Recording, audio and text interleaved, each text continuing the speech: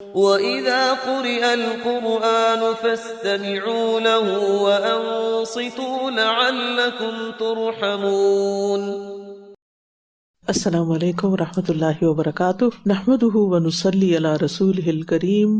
اما بعد فاعوذ باللہ من الشیطان الرجیم، بسم اللہ الرحمن الرحیم، رب اشرح لی صدری ویسر لی امری واحلل عقدۃ من لسانی یفقہوا قولی۔ ان الذين جاءوا بالافك عصبة منكم لا تحسبوه شرا لكم بل هو خير لكم لكل امرئ منهم ما اكتسب من الاثم والذي تولى كبره منهم له عذاب عظيم لولا إذ سمعتموه ظن المؤمنون والمؤمنات بأنفسهم خيرا وقالوا هذا إفك مبين لولا جاءوا عليه بأربعة شهداء فإذ لم يأتوا بالشهداء فأولئك عند الله هم الكاذبون ولولا فضل الله عليكم ورحمته في الدنيا والآخرة لمسكم فيما أفضتم فيه عذاب عظيم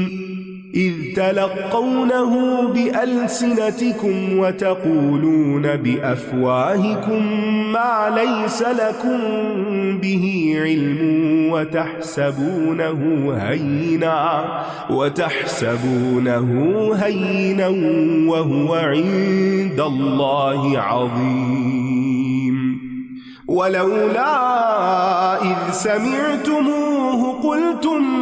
ما يكون لنا أن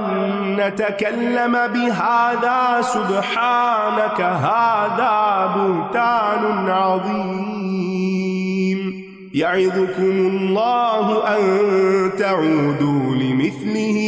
أبدا إن كنتم مؤمنين ويبين الله لكم الآيات والله عليم حكيم إن الذين يحبون أن تشيع الفاحشة في الذين آمنوا لهم عذاب أليم في الدنيا والآخرة والله يعلم وأنتم لا تعلمون ولولا فضل الله عليكم ورحمته وأن الله رؤوف رحيم۔ بے شک وہ لوگ جو بہتان گھڑ کر لائے ہیں تم ہی میں سے ایک گروہ ہیں، تم اسے اپنے لیے برا نہ سمجھو بلکہ یہ تمہارے لیے اچھا ہی ہے۔ ان میں سے ہر شخص کے لیے وہی کچھ ہے جو اس نے گناہ میں سے کمایا، اور ان میں سے جس نے گناہ کا بڑا حصہ اپنے سر لیا اس کے لیے بہت بڑا عذاب ہے۔ آیت نمبر 11 سے لے کر آیت نمبر 20 تک آیات واقع افک سے متعلق ہیں۔ واقع افک غزوہ بنو مستلق سے واپسی پر حضرت عائشہ رضی اللہ عنہ کا ہار گم جانے اور ان کی تلاش میں حضرت عائشہ رضی اللہ عنہ کا پیچھے رہ جانے کے واقعات پر مشتمل ہے، جس پر منافقین کو ان پر تہمت لگانے کا موقع مل گیا اور اللہ سبحانہ وتعالیٰ نے ان کی برات میں یہ آیات نازل فرمائی۔ اور منافقین کا طریقہ کیا تھا کہ وہ ہمیشہ کوئی نہ کوئی ایسی چیز ڈھونڈتے رہتے تھے جس سے مسلمانوں کے کردار کو کمزور ثابت کریں اور انہیں تکلیف پہنچائیں۔ اور یہاں پر جو کہا گیا کہ وہ جس نے گناہ کا بڑا حصہ کمایا، یہ عبداللہ بن ابی بن سلول کی طرف اشارہ ہے جس نے اس بہتان کا آغاز کیا تھا، اور باقی منافقین کا ٹولہ تھا اس مہم میں شامل۔ ان کے پروپیگنڈے سے 2 مومن مرد اور 1 مومن خاتون بھی اس فتنے کی زد میں آ گئی تھی، لیکن اس موقع پر بھی ایک طرح سے پورے معاشرے کا امتحان ہو گیا تھا کہ کون کیا بولتا ہے، کیا سوچتا ہے، کیا کہتا ہے، کیا کرتا ہے۔ اور جن کا کردار واقعی عظیم تھا ان کی عظمت بھی سامنے آئی، اور جو شریر لوگ تھے ان کا شر بھی سامنے آ گیا۔ اور یہاں پر اتنی بڑی بات ہو گئی تو اللہ تعالیٰ فرماتے ہیں لا تحسبوہ شرا لکم بل هو خیر لکم، یعنی ہمیشہ سوچ کو مثبت رکھو۔ بڑے سے بڑا حادثہ زندگی میں ہو جائے تو اس کو بھی اپنے لیے برا نہ سمجھو، اس میں سے بھی خیر تلاش کرو۔ اور اس میں خیر کی کیا باتیں ہیں کہ ایک تو یہ کہ حضرت عائشہ کی شان میں یہ آیات نازل ہوئیں، ان کی برات نازل ہوئی، اللہ تعالیٰ نے ان کے حق میں وحی نازل کر کے ان کی عزت افزائی کی، اور پھر یہ کہ چونکہ ان پر بہتان لگا تو اس کی وجہ سے ان کے اجر میں بہت اضافہ ہوا اور انہوں نے صبر کیا، اور مومنوں کو نصیحت بھی ملی اس میں، اور بہتان لگانے والوں سے بدلہ بھی لیا گیا، اور منافقین کی منافقت اور کھل کے سامنے آ گئی۔ آپ دیکھیں کہ آزمائش کا وقت ہوتا تو بڑا تکلیف دہ، لیکن اس وقت میں انسان کو دوست دشمن کی پہچان ہو جاتی ہے کہ کون میرا خیر خواہ ہے اور کون کیسی باتیں بناتا ہے۔ جب تم نے اس بہتان کو سنا تھا تو مومن مردوں اور مومن عورتوں نے اپنے دلوں میں اچھا گمان کیوں نہ کیا؟ کتنا بڑا امتحان ہے، یعنی ہر طرف ایک پروپیگنڈا چل رہا اور انسان اس کے خلاف جا کر سوچے کہ نہیں یہ نہیں ہو سکتا، یہ کیسے ہو گیا، اور کیوں نہ کہا کہ یہ صریح بہتان ہے۔ یعنی تمہیں تو یہ بات سنتے ہی کہہ دینا چاہیے کہ یہ بہتان ہے، یہ ہو ہی نہیں سکتا۔ یعنی یہاں پر مسلمانوں کی ایک طرح سے دینی اور اخلاقی تربیت کی جا رہی ہے، یعنی جس طرح ہر مومن اپنے بارے میں پاک دامنی کا خیال رکھتا ہے، ایسے ہی اسے دوسروں کے بارے میں بھی گمان رکھنا چاہیے، اور اگر کوئی کسی پر کیچڑ اچھال رہا ہو تو اس کی تصدیق نہیں کرنی چاہیے، اس کی پہلے تحقیق کرنی چاہیے، اور الزام لگانے والے کو روکنا چاہیے۔ اور امہات المومنین اور نیک لوگوں کے بارے میں تو ہمارا گمان اچھا ہی رہنا چاہیے، سوچ بھی نہیں آنی چاہیے کہ نعوذ باللہ انہوں نے کبھی کوئی برا کام کیا ہوگا، ورنہ اللہ سبحانہ وتعالیٰ امہات المومنین کو نبی صلی اللہ علیہ وسلم کے گھرانے کے لیے منتخب نہ کرتا۔ اور اگر کسی کے دل میں مومنوں کے بارے میں شکوک و شبہات پیدا ہونے لگتے ہیں، یعنی ان پر یقین آنے لگے، تو پھر یہ ایمان کی کمزوری کی علامت ہوتی ہے۔ حسن ظن جو ہوتا ہے وہ ایمان کا حصہ ہوتا ہے، یعنی جتنا مخلص کوئی مومن ہوگا اتنا ہی اس کا گمان اللہ کے بارے میں، رسول کے بارے میں، مومنوں کے بارے میں اچھا ہی ہوگا۔ ایک حدیث میں آتا نا کہ ان حسن الظن من حسن العبادہ، یعنی حسن ظن، اچھا گمان رکھنا، اچھی سوچ رکھنا، یہ ایک خوبصورت عبادت ہے، اور حسن ظن انسان کے ایمان میں اضافہ کرتا ہے، جبکہ بدگمانی دلوں کی خرابی کی دلیل ہوتی ہے اور دلوں میں ایمان کو کمزور کرتی ہے۔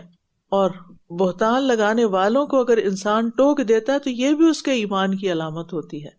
امر بالمعروف اور نہی عن المنکر۔ اور پھر ایسا کرتے ہوئے وقتی طور پر تو انسان کو ڈر لگتا ہے کہ میں نے اس کی ہاں میں ہاں نہ ملائی اور اس کا انکار کر دیا تو یہ مجھ سے ناراض ہو جائے گا، لیکن جب انسان کلمہ حق کہہ دیتا ہے تو اس کے دل کو ایک خاص قسم کا سکون محسوس ہوتا ہے۔ یہ اس پر 4 گواہ کیوں نہ لائے، پھر جب یہ گواہوں کو نہ لا سکے تو اللہ کے نزدیک یہی جھوٹے ہیں۔ یعنی بعض باتیں ایسی ہوتی ہیں جو انسان سن کے ہنس دیتا ہے یا انجوائے کرتا ہے یا آگے ان کو بڑھاتا ہے، لیکن اللہ کے ہاں وہ بہت ناگوار ہوتی ہیں۔ تحسبونہ ہینا وہو عند اللہ عظیم، تم اس کو ہلکا سمجھتے ہو، چھوٹی بات سمجھتے ہو، مذاق سمجھتے ہو، جبکہ اللہ کے نزدیک تو وہ بہت بڑی بات ہے، اللہ کو بڑی ناگوار ہے۔ یعنی کتنی ہی باتیں ایسی ہیں جو ہم ایسے ہی بس کہہ جاتے ہیں، منہ سے نکال جاتے ہیں اور کہتے ہیں یہ تو چھوٹی سی بات ہے، لیکن وہ چھوٹی نہیں ہوتی۔ بعض چھوٹی باتیں انسان کو جہنم میں لے جانے کے لیے کافی ہوتی ہیں، اس لیے انسان کو ہمیشہ تقوی والی محتاط زندگی بسر کرنی چاہیے۔ تقوی ہے ہی احتیاط کرنے کا نام، بچ بچ کے چلنے کا نام۔ اور اگر تم پر اللہ کا فضل اور اس کی رحمت نہ ہوتی تو دنیا اور آخرت میں جس معاملے میں تم پڑ گئے تھے اس پر تمہیں بہت بڑا عذاب پہنچتا۔ یعنی یہ اللہ کا خاص فضل اور رحمت تھی کہ اس نے مسلمانوں کو اور نبی صلی اللہ علیہ وسلم کو صبر و استقامت بخشی، اور یہ جو کچھ ہو رہا تھا معاشرے کے اندر اس پر فوری پکڑ نہیں کی۔ جب تم اس بہتان کو اپنی زبانوں پر لا رہے تھے اور تم اپنے منہ سے وہ بات کہہ رہے تھے جس کا تمہیں کوئی علم نہ تھا، اور تم اسے معمولی بات سمجھ رہے تھے، حالانکہ اللہ کے نزدیک وہ بہت بڑی تھی۔ یعنی محض سنی سنائی بات آگے پہنچا دینا ایک کبیرہ گناہ ہے، اور یہ انسان کے جھوٹا ہونے کی علامت بھی ہے۔ اور بہت دفعہ جن گناہوں کو ہم معمولی سمجھتے ہیں وہ معمولی نہیں ہوا کرتے۔ اور جب تم نے اس بات کو سنا تو کیوں نہ کہہ دیا کہ ہمارے لیے جائز نہیں کہ ہم اس بات کو منہ سے نکالیں، پاک ہے تو اے اللہ یہ تو بہت بڑا بہتان ہے۔ اس سے بھی پتہ چلتا ہے کہ ہر شخص کو دوسرے کے بارے میں اچھا گمان رکھنا چاہیے، حتیٰ کہ دل کے اندر آنے والے وسوسوں کو زبان پہ بھی نہیں لانا چاہیے۔ بدگمانی سے خود کو بچانا بھی چاہیے اور دوسروں کے عیب چھپانے چاہیے، کیونکہ جو دنیا میں کسی کا عیب چھپائے گا اللہ تعالیٰ قیامت کے دن اس کے عیبوں پر پردہ ڈال دے گا۔ اور پھر یہ بھی ہے کہ ہر بات میں اپنی رائے دینا ضروری نہیں ہوتا، یہ بات پکی سیکھ لیں۔ ما یکون لنا ان نتکلم بہذا، ہمیں یہ باتیں زیب ہی نہیں دیتی، یہ بات کرنے کی ضرورت نہیں ہے۔ ہم اتنے بے صبرے ہوتے ہیں کہ ابھی بات دوسرے کے منہ میں ہوتی ہے، اس نے پوری کی بھی نہیں ہوتی اور ہم پہلے سے ہی اس پہ تبصرہ کر دیتے ہیں۔ یہ عادت درست نہیں، کیونکہ اس سے بعض اوقات انسان پھر غلط بات کر جاتا ہے۔ اللہ تمہیں نصیحت کرتا ہے کہ تم اس جیسی بات کا کبھی اعادہ نہ کرنا اگر تم مومن ہو، یعنی منافقوں کی چالوں سے ہوشیار رہنا۔ ایسے لوگوں سے انسان محتاط رہے جو لوز ٹاک کرتے ہیں، جن کی باتوں میں کوئی وزن نہیں ہوتا، کوئی حقیقت نہیں ہوتی، کوئی صداقت نہیں ہوتی، زیادہ تر وہ اپنے وہم و گمان سے باتیں بنا رہے ہوتے ہیں۔ تو ان کی باتوں میں یقین نہیں کرنا چاہیے، ان باتوں کو زیادہ اہمیت نہیں دینی چاہیے۔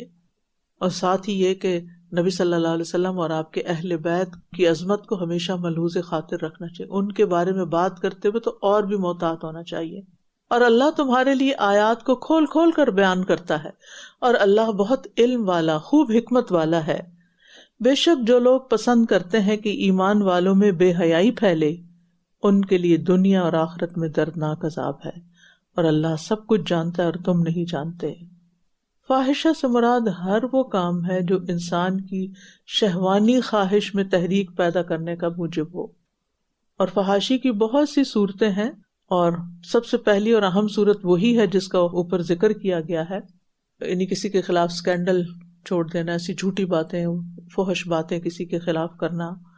پاک دامن لوگوں پہ الزام لگانا